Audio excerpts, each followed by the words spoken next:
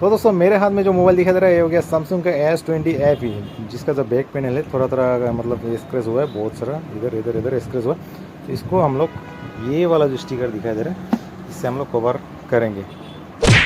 पता स्क्रैच था ये सब पूरा कवर हो चुका है, तो लेकिन भाई साहब ने क्या किया, हाफ वाला स्टिकर मंगाया था, इसलिए हाफ ये और फुल होने से पूरा कवर कर लेता है साइड में।